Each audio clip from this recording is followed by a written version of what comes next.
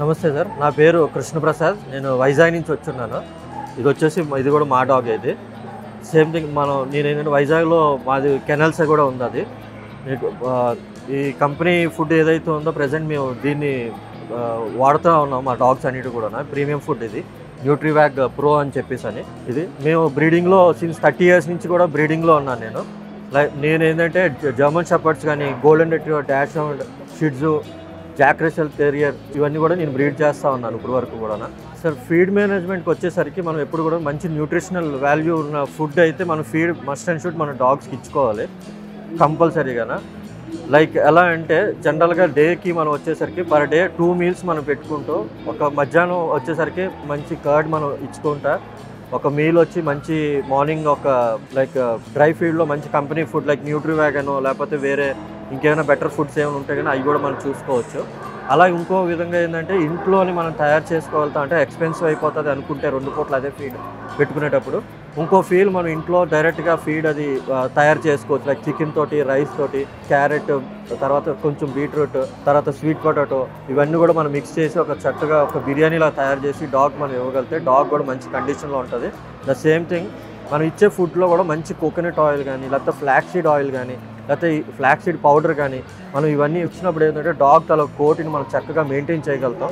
Dog కూడా మంచి కండిషన్లో ఎప్పుడు ఎవరు మనకి ఉంటుంది అనమాట. ఈవెన్ హెయిరీ డాగ్స్ కావచ్చు, లేకపోతే హెయిర్ లైన్ డాగ్స్ కావచ్చు, ఏవైనా కావచ్చు. ఇదే డాగ్ ఉంది జర్మన్ షెపర్డ్, ఎక్కువ షెడ్డింగ్ అవుతుంది డాగ్. అంటే దానికి సప్లిమెంట్స్ కూడా లేకపోతే దానికి మంచి ఫీడ్ మనం వైటమిన్స్ మినరల్స్ మనకి దానికి లోపం అవుతుంది. అలాంటి టైంలో మనం ఏం చేయగలుగుతాం అంటే మంచి ఫీడ్ ఇచ్చి దానికి సపోర్ట్ మెడికేషన్ మనం ఇచ్చుకుంటా చక్కగా చూసుకోగలిగితే డాగ్ ఇంకా మంచి కండిషన్లోకి వస్తుంది. లేదు మనం ఇస్తున్న ఇంట్లో ఫీడ్లోనే మంచి ఫుడ్ మార్నింగ్ ఒకటి డ్రై ఫీడ్ పెట్టుకుంటా, ఒక ఫీడ్ మనం చికెన్ రైస్ లైక్ ఎలాగంటే మంచి చికెన్తో పాటు రైస్ కుక్ చేసి sweet potato, carrot, beetroot, pumpkin, coconut oil, లేదు అనుకుంటే మంచి ఫిష్ ఆయిల్, లేదు అనుకుంటే మనం ఫ్లాక్స్ సీడ్ పౌడర్ కానీ ఇవన్నీ ఇచ్చుకునేటప్పుడు ఒమేగా 3, 6 ఇవన్నీ కూడా యాడ్ అవుతాయి అన్నమాట డాగ్స్. ఇప్పుడు జనరల్గా టాయ్ బ్రీడ్స్లోకి వచ్చేసరికి షిట్జు అనేది ఎక్కువగా ఫాస్ట్ మూవింగ్ డాగ్స్. షిట్జు ఒకటి, తర్వాత టాయ్ పుడుల్స్ ఒకటి, తర్వాత మీకు బీగిల్స్ ఒకటి. ఇవన్నీ కూడా ఏంటంటే కొంచెం మార్కెట్లో కొంచెం ఫాస్ట్ మూవింగ్ డాగ్స్లో ఉన్నాయి మనకి. German shepherd ever green dog ఇది ఎప్పుడు కూడా మనకి. ఎందుకంటే డాగ్ దీనంత ఫ్రెండ్లీ డాగ్ అంటే బ్రీడ్ ఇది వచ్చేసరికి దీని రాయల్టీ వేర్. జనరల్గా కాపలా విషయంలో కావచ్చు, ఇంట్లో ఫ్యామిలీ మెంబర్స్తో కావచ్చు, చిన్నపిల్లలతో కావచ్చు, పెద్దవాళ్ళతో కావచ్చు, ఓల్డ్ పీపుల్తో కావచ్చు, ఏ సైజ్ పీపుల్ అంటే ఏ ఏజ్ గ్రూప్కి ఆ ఏజ్కి అనుగుణంగా ఈ డాగ్ అనేది సెట్ అయిపోతుంది. ఈవెన్ దో ఇవాళ మనం చెక్ చేసుకుంటే వెరీ లాంగ్ బ్యాక్ నుంచి కూడా జర్మన్ షెపర్డ్ అనేది ఆర్మీలో కానీ, పోలీస్ డిపార్ట్మెంట్లో కానీ ప్రతి దగ్గర ఉంది. ఇవాళకి కూడా ఈ డాగ్ని మనకి వాళ్ళు మైనస్ చేయలేదు. బట్ వేరే కొన్ని బ్రీడ్స్ని మీరు చెక్ చేస్తే ఇవాళ కొన్ని ఆర్మీలో కానీ, పోలీస్ డిపార్ట్మెంట్లో ఆ డాగ్స్ని తీసేశారు. కానీ జర్మన్ షెపర్డ్ ఎప్పుడు కూడా ఎవర్ గ్రీన్ అనమాట. అంటే ప్రతి ఏ ఆస్పెక్ట్కి సంబంధించిన ఆస్పెక్ట్కి డాగ్ అనేది నలుగుతుంది మనకి. మన ఇంట్లో ఫ్యామిలీ మెంబర్స్ కావచ్చు, ఒక గార్డింగ్ పర్పస్కి కావచ్చు, ఒక ఆర్మీ పర్సన్ కావచ్చు, ఒక పోలీస్ డిపార్ట్మెంట్ కావచ్చు, ఏ విధంగా చూసినా కానీ ఈ డాగ్ అనేది దానికి అనుగుణంగా పనిచేసే డాగ్ అనమాట జర్మన్ షెపర్డ్ అనేది. సార్, జనరల్గా మనం డాగ్ ఇంటి పరిసరాలను కొట్టి ఇంకో విషయం ఏంటంటే జనరల్గా మనం డాగ్కి టైం ఇవ్వాలి సార్. ఫస్ట్ థింగ్ ఏంటంటే మనం డాగ్కి టైం ఇవ్వాలి. అంటే like time in the sense ఏంటంటే డాగ్ మనం ఒక చిన్న బ్రీడ్ని తీసుకుంటున్నామా, పెద్ద బ్రీడ్ని మనం చూస్ చేసుకునేటప్పుడు చిన్న బ్రీడ్ అనేటప్పుడు మనం దానికి సరిపడా ఎక్సర్సైజ్ దానికి ఇవ్వాలి. ఇప్పుడు పెద్ద బ్రీడ్ లైక్ జర్మన్ షెపర్డ్ కానీ, లేకపోతే గోల్డెన్ రిట్రీవర్ కానీ, లేకపోతే లాబ్రడార్ కానీ, లేకపోతే ఒక రాట్వీలర్ కానీ మనం తీసుకునేటప్పుడు దానికి మనం 100% మార్నింగ్ కానీ ఈవినింగ్ కానీ కంపల్సరీగా దానికి టైం అనేది ఇచ్చి కంపల్సరీగా ఒక 2 to 3 kilometers వాకింగ్ అనేది మస్ట్ అండ్ షుడ్ ఇవ్వాలి. లైక్ దానికి ఒక మంచి ఎక్సర్సైజ్ అవుతుంది. ఈవెన్ దో మనకు కూడా ఇంకా మంచి ఎక్సర్సైజ్ అవుతుంది. అంటే ఆ టైప్ ఆఫ్ మనం టైం ఇవ్వగలిగితే మనం ఒక డాగ్ బ్రీడ్ని మనం సెలెక్ట్ చేసుకోవచ్చు. సార్, సీజనల్గా అయినప్పటికీ ఏంటంటే ఒక డాగ్ని మనం అంటే ఏ బ్రీడ్ అయినా సరే జనరల్గా టైం టు టైం బాత్ చేయించుకోవాలి. నెక్స్ట్ ఇంకోటి ఏంటంటే ఫర్ ఎగ్జాంపుల్ రైనీ సీజన్ ఉంది సార్. రైనీ సీజన్లో మనం డాగ్ని బయటకు తీసుకొని వస్తాం జనరల్గా. ఆ టైంలో మనం డాగ్ను నీట్గా చక్కగా క్లీన్ చేసి పెట్టుకున్నట్టయితే డాగ్కి టిక్స్ కానీ ఇలాంటి ఒకసారి టిక్స్ ఫామ్ అయినాయి అనుకోండి, ఆబ్వియస్లీ డాగ్ మనకి ఏంటంటే ఈ టిక్ ఫీవర్ నుంచి సఫర్ అవుతూ ఉంటుంది. మనం అది ఐడెంటిఫై చేసి డాక్టర్ దగ్గరికి వెళ్ళే లోపు ఆల్మోస్ట్ డాగ్ మనకు వచ్చేసరికి కొలాప్స్ స్టేజ్కి వస్తుంది. అది మనం ముందుగానే ఎందుకంటే మనం అదే వర్షాల్లో బయటకు తీసుకెళ్ళేటప్పుడు డాగ్ని జాగ్రత్తగా తీసుకొచ్చి నీట్గా దానికి నీట్గా ఒక టవల్తో ఆడుతూ నీట్గా తుడిచి జాగ్రత్తగా పెట్టుకొని చక్కగా చూసుకోగలిగితే ఇలాంటి సీజనల్ బ్యాక్టీరియల్ వైరల్ ఇన్ఫెక్షన్స్ కానీ ఇలాంటి వాటి నుంచి మనం కొంచెం దూరంగా ఉంటాం. అదేంటంటే మనం ఎటువంటి ఇప్పుడు చూడండి స్కిన్ ఫర్ ఎగ్జాంపుల్ నేను దీన్ని బయటికి తీసుకెళ్ళాను, ఇదే డాగ్ని బయటికి తీసుకెళ్ళి వర్షంలో వాటిలో ఈ హెయిర్ పార్ట్ కానీ ఈ కింద కాలు దగ్గర అంతటి కూడా వర్షం నీళ్ళు ఉండిపోయి దాన్ని తొడవకుండా జాగ్రత్త డాగ్ని ఇంట్లో పెట్టేస్తారు. ఇమీడియట్గా డాగ్కి మన 3rd డే 4th నుంచి డాగ్ ఏం చేస్తే లిక్కింగ్ మొదలెడతారు, లైక్ కొరుకోవటం మొదలెడతారు. అక్కడికి వచ్చేసరికి బ్యాక్టీరియల్ ఇన్ఫెక్షన్ స్టార్ట్ అయినట్టు. అది రాకుండా మనం ముందుగానే ఐడెంటిఫై చేసి ఒక మంచి క్లాత్తో తుడిచి నీట్గా అవసరం అనుకుంటే ఏమైనా లైక్ క్రీమ్స్ కానీ ఏమైనా చిన్న ఇది అబ్జర్వ్ చేస్తే అప్లై చేసి మనం చేసుకోగలిగితే మనం వీటి నుంచి మనం రెక్టిఫై చేసుకోవచ్చు మన డాగ్. సార్ జనరల్గా ఎవ్రీ పప్పీ అంటే 0 నుంచి మనం ఒక పప్పీ పుట్టినప్పటి నుంచి ఒక 20 డేస్ స్టార్ట్ చేసిన దగ్గర నుంచి పప్పీ 20 డేస్ వచ్చింది అనగానే అక్కడి నుంచి మనం డీవార్మింగ్ షెడ్యూల్ అని స్టార్ట్ చేసుకోవాలి. అంటే యాజ్ ఎ బ్రీడర్గా చాలామంది అంటే జెన్యున్ బ్రీడర్ నుంచి మనం పప్పీని తీసుకుంటే ఇవన్నీ ఫాలో చేస్తూ ఉంటారు. ఇప్పుడు మనం కొన్ని పెట్ షాప్స్ నుంచో లేకపోతే అన్ఎథికల్ బ్రీడింగ్ చేసే వాళ్ళ దగ్గర ఇవంతా కూడా ఫాలో చేయరు. ఒక బ్రీడర్ జెన్యున్ బ్రీడర్ దగ్గర మనం పప్పీని తీసుకునేటట్టయితే ఏ పప్పీ అయినా సరే ఏ బ్రీడ్ అయినా సరే వాళ్ళు ఏం చేస్తారంటే 20 డేస్కి డీవార్మింగ్ అనేది చేస్తారు. 20 డేస్ నుంచి ఎవ్రీ 15 డేస్కి అనేది దానికి deworming must and should till 3 months. 3rd month నుంచి ఎవ్రీ 6th month వరకు కూడా మనం ఎవ్రీ 1 month వరకు డీవార్మింగ్ చేయాలి. 6th month నుంచి డాగ్ తాలూకా లైఫ్ స్పాన్ ఉన్నంత వరకు ఎవ్రీ 60 డేస్కి అనేది డీవార్మింగ్ షెడ్యూల్ మనం చేసుకుంటే డాగ్కి లోన పారాసైట్స్ అంటే పాములు కానీ లేకపోతే స్కిన్ ఇష్యూస్ మ్యాక్సిమం అలాంటి వాళ్ళు అంటే ఆ పాట్లో ఉన్న పాముల వల్ల కూడా మనకి స్కిన్ ఇష్యూస్ లేకపోతే ఫుడ్ ఇంటేక్ కానీ ఇవన్నీ కూడా ప్రాబ్లమ్స్ వస్తూ ఉంటాయి. అలాంటివన్నీ మనం రెక్టిఫై చేసుకోవడానికి డాగ్కి టైం టు టైం డీవార్మింగ్ అనేది చేయాలి. ఎథికల్ బ్రీడర్ దగ్గర నుంచి కానీ మనం పప్పీని తెచ్చుకునేటట్టయితే మనకి పప్పీని ఇచ్చేటప్పుడు ఆయన 60 డేస్ పప్పీని మనం తెచ్చుకోగలుగుతాం, 45 to 60 days ఓల్డ్. ఎందువల్ల అంటే ఆయన దానికి డీవార్మింగ్ పర్ఫెక్ట్గా చేసి పప్పీ డీపీ అనే వ్యాక్సిన్ వేసి అక్కడి నుంచి మళ్ళీ రెగ్యులర్ వ్యాక్సినేషన్స్ వేసిన తర్వాత కస్టమర్కి అనేది లేకపోతే ఒక పెట్ ఓనర్కి అనేది దాన్ని అమ్మడం జరుగుతుంది అనమాట. ఇవన్నీ కూడా మనం జాగ్రత్తగా చెక్ చేసుకోవాలి అనుకునేటప్పుడు ఒక పప్పీని మనం ఒక బ్రీడర్ నుంచి తీసుకోవాలనేది నా సలహా అనమాట. ఒక పప్పీ నుంచి మనం ఒక పప్పీని ఒక షో డాగ్ని తీసుకున్నట్టు మనం పప్పీలో ఉన్న పేరెంట్స్ని ఫస్ట్ చెక్ చేసుకోవాలి. ఎందువల్లంటే ఒక పప్పీ తాలూకా పేరెంట్స్ ఎవరైతే ఉన్నారో మదర్ కానీ ఫాదర్ కానీ దాని తాలూకా లైన్స్ చెక్ చేసుకోవాలి.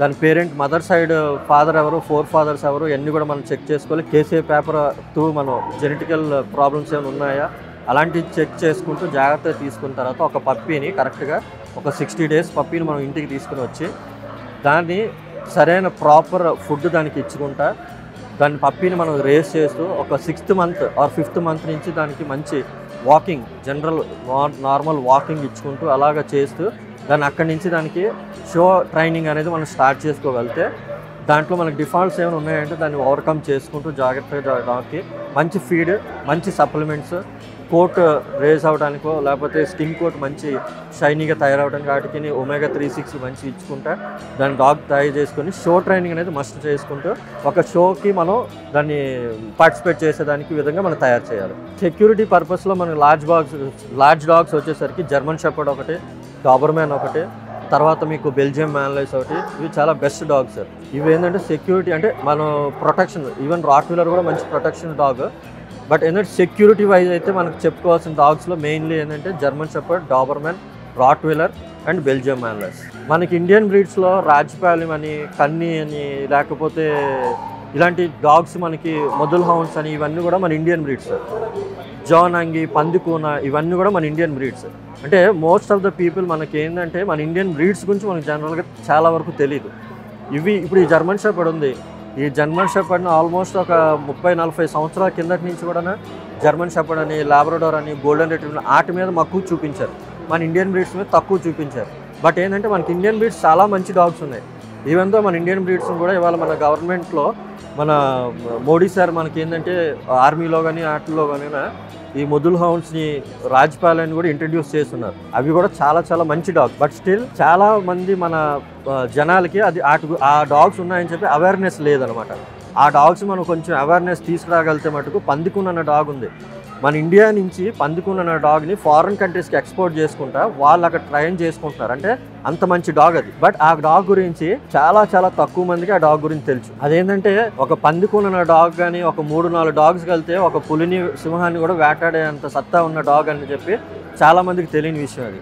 బట్ బయట కంట్రీస్ వాళ్ళు తెలుసుకున్నారు, మన కంట్రీస్లో అంతగా ఎవరికి అంత అవేర్నెస్ లేకపోవడం కారణం అది. బ్రీడింగ్ అనేది ఒక మంచి ఆస్పెక్ట్ సార్. జనరల్గా అంటే ఇప్పుడు నేనైతే కొంతమందికి సలహా ఇస్తా. లైక్ ఇప్పుడు యూత్‌లో ఉన్న పిల్లలు ఎవరైనా సరే బ్రీడింగ్‌లోకి వద్దాం అనుకున్నట్టయితే ఒక మంచి జాబ్ చేసుకుంటూ అంటే దీని మీద ఫస్ట్ ఆఫ్ ఆల్ దీని మీద ఇంట్రెస్ట్ ఉండాలి, ప్యాషన్ ఉండాలి.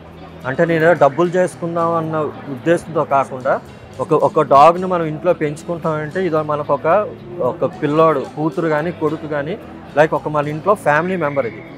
ఆ యాస్పెక్ట్‌లో మనం చూసుకోవాలి తప్ప నేను ఒక డాగ్‌ని పెంచుతున్నాను దాని మీద డబ్బులు సంపాదిద్దాం అన్న ఉద్దేశంతో కాకుండా నేను ఒక ఫ్యామిలీ మెంబర్, మా ఇంట్లో ఒక ఫ్యామిలీ ఇది అన్న ఉద్దేశంతో మనం పెంచుకుంటే నేను యూత్కి ఇచ్చే సలహా ఏ విధంగా అంటే మీరు మంచి జాబ్ చేయండి. ఆ జాబ్తో పాటు దీని మీద మక్కువ పెంచుకుంటా 1, 2 డాగ్స్ మనం పెట్టుకొని మంచిగా ఎథికల్గా మనం బ్రీడ్ చేయగలిగితే they will be a good breeder, they will be a successful breeder అనమాట. ఒక పెట్ని మనం పెంచుకుందామన్నా ఒక పెట్ లవ్వర్ అని అనిపించుకోవాలంటే ఫస్ట్ ఆఫ్ ఆల్ ఆ ఫ్యామిలీలో ఉన్న ఎంతమంది అయితే ఉన్నారో అంతమంది కూడా ఫ్యామిలీ మెంబర్స్ అందరికి కూడా ఈ డాగ్స్ గురించి ఫస్ట్ ఇష్టం ఉండాలి సార్. ఏదో ఇంట్లో ఒక ఇద్దరికి ఇష్టం ఉండి ఒక ముగ్గురికి ఇష్టం లేకపోయిందంటే ఆ డాగ్ని మనం సరిగ్గా మనం సాకలేము. లైక్ డాగ్ అనేది ఏంటంటే మన ఫ్యామిలీ మెంబర్.